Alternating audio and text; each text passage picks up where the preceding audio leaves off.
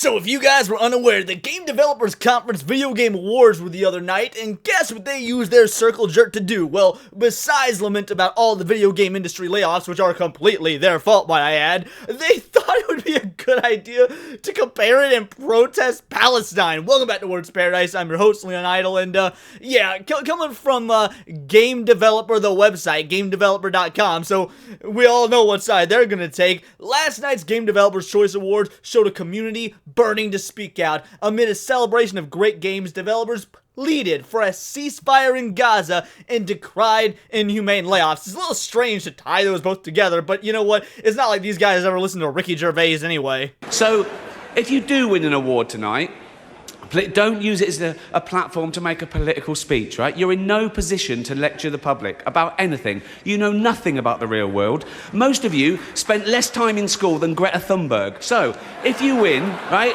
come up, accept your little award, thank your agent and your God, and fuck off. We're gonna go ahead and get into this article. Before we do, hit that subscribe button. I'm a nerdy news channel. I cover nerdy news every day. And guys, with the GDC wrapping up, coming to a close, this unfortunately might be one of the last articles I get to bring you about the subject, but boy, is it a good one. The 2024 Game Developers Choice Awards and Independent Game Festival Awards have concluded, with an abundance of fantastic games being honored for pushing the boundaries of what's possible in our interactive medium. Now, mind you, the games that they do list, which there aren't very many because this article isn't about the games, so the ones they do list, I never heard of, and I bet you guys haven't either. I mean, maybe it's specialized in indie games or something, because these were not anything of note. And mind you, we're also talking about the same individuals that champion games like Spider-Man 2 and Forspoken, and of course, the Suicide Squad Kills the Justice League games. So, yeah, I don't know, pushing the boundaries of what's possible for our interactive medium is really the word choice you want to use. But again, this is GameDeveloper.com. They're just here to literally jerk themselves off.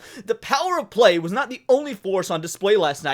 Presenters and awards used their time on stage to not just thank their friends, family, and colleagues, but to forcefully protest two ongoing crises: the torrent of layoffs of 2023 and 24, and the retaliatory Israel's invasion of Gaza in response to Hamas' attack on October 7th last year. The two crises, vastly different in scale, at least you're being honest about that aspect of it. The message, by the way, I don't care where you stand on the Israel-Palestine debacle, like, I ain't got a dog in that fight. I've got my own thoughts, you guys can have your own thoughts, but can we acknowledge it's a little bit weird for these individuals in the gaming industry who probably have no political knowledge whatsoever, and definitely no knowledge on the foreign affairs like the Gaza issue, and they're gonna protest it and talk about it at a conference that's supposed to be about video game development? Like, it just seems oddly tone deaf to me. They expressed anguish for their colleagues punished for pouring their lives into work. What do you mean pouring your lives into work? You're more interested in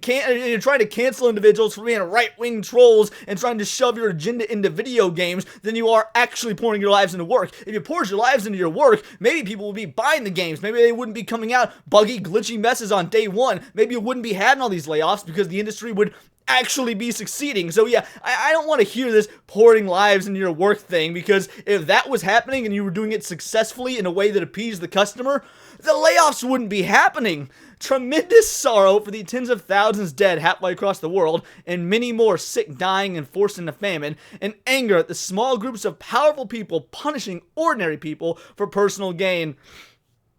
Guys, you are literally the individuals that spend all your time on X trying to cancel average folk for simply wanting to enjoy a hobby. I don't know that you're in a position to talk about powerful people, especially when it's come to light that you're being funded by three-letter organizations like the DHS and like the ADL. I'm just saying, go ahead and bury the lead here, or more than bury the lead, just not mention it at all in your article. It was like nothing I've seen in 8 years attending the awards. Protests from winners have never been so concentrated. I don't know if I would use the word concentrate in an article talking about Jewish people. There seems to be something wrong with that. If you want to dive through the GDCA history to find an award show with such consistent outspokenness from developers, you would have to dive back 9 years to the 2015 ceremony, where host Tim Schafer mixed roasting comedy of the harassment movement, Gamergate, alongside honoring the winners. you gotta go all the way back to the original Gamergate, because now that we're in Gamergate 2 Electric Boogaloo, you gotta say, well, remember the first time? No one remembers what was going on at the GDC in 2015, because you guys are absolutely irrelevant. This video I'm making now is gonna be funny for people in the short term, but ain't no one gonna go back and watch this in 2, 3, 4 years, because I mean, will there even be a video game industry at that point? Maybe it'll be on the rise after a sharp crash with all new individuals after you guys have just thoroughly destroyed the industry. Schaefer used comedy, and I'm gonna be real, I bet they're using that word loosely. If we were to go back and watch some of those speeches, I doubt comedy would be what we would call it, but you know, to each their own, to definitely mock what had become a growing harassment movement that found some support among the game development community. One might argue his roasting of the campaign's sexist and hateful goals made it difficult to praise it with any straight face. Last night's GDCA host, Alana Pierce, caught the baton thrown forward in time by Schaefer, again using humor to mock executives who traded the well-being of developers for profits and stockholder value.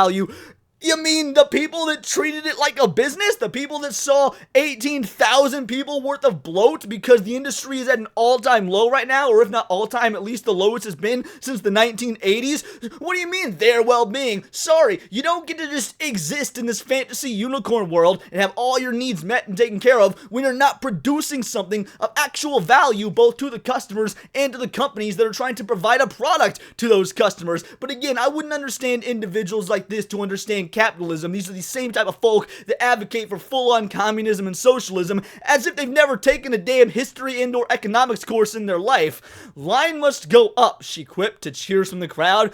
IGF chairperson. They went gender neutral with chairman or chairwoman. Oh, Sean Pierce, so chairman. Presenters like whoa, Zalavier Nelson Jr. made equally strong remarks. Video Game History Foundation founder Frank Cifaldi, what is with these names today? Call out how the video game industry being lost as we speak. No kidding, is being lost as we speak. You guys are the reason for it. Like you are the absolute reason that is being lost, because the gamers, the customers are rejecting you and rejecting your goals, rejecting your ideologies. Why not just shift gears and be like, hey, let's make the customers happy. That's how business works.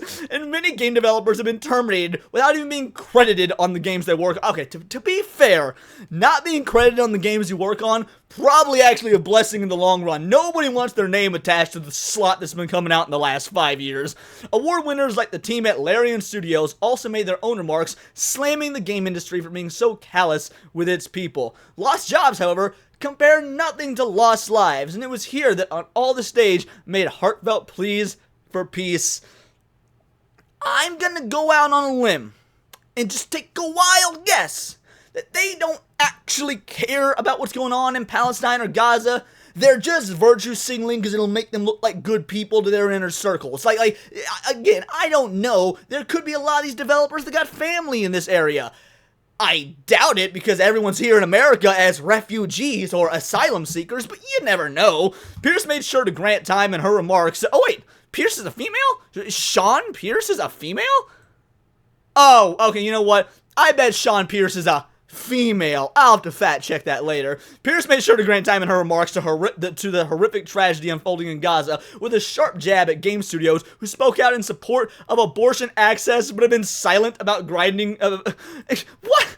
As if they're obligated to talk about either one. Like, again, this is a video game awards ceremony. You're supposed to go up there and be like, we worked real hard. Here's my team of 500 people that made insert game here popular. Thanks a mil. I made it, mom and dad. And get the fuck off the stage. Like, what obligation do they have to talk about abortion access or the Gaza shit?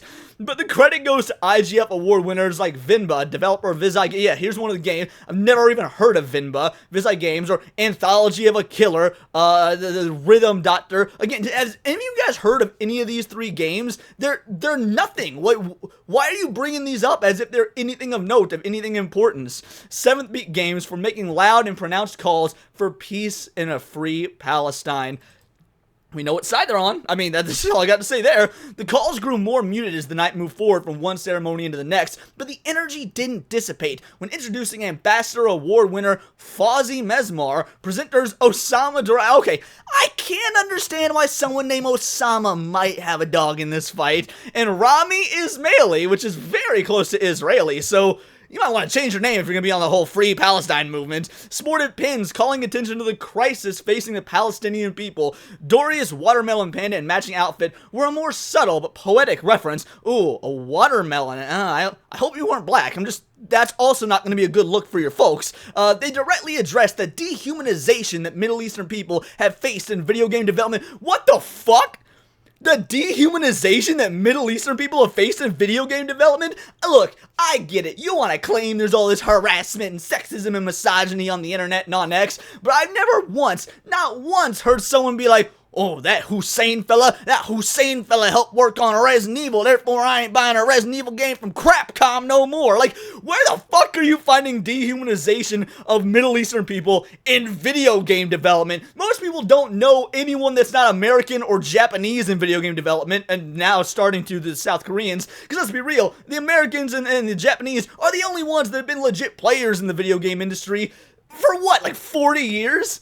And celebrated Mesmar's drive to counter it by bringing more developers from the region into our community. Mesmar wove a reference to the invasion in his accepting remarks and a plea for peace and dignity for everyone. The ceremony captured the pain of game developers. The power of the remarks didn't just come from the stage. The crowd, an assembled group of VIPs and general game developers conference attendees, roared back in response. A loud cry of "Free Palestine" rang out somewhere behind my seat. So a single cry rang out behind your seat. Just with the way that's written, it actually makes it sound like there weren't a lot of people in the audience cheering for this if you could isolate a single cry.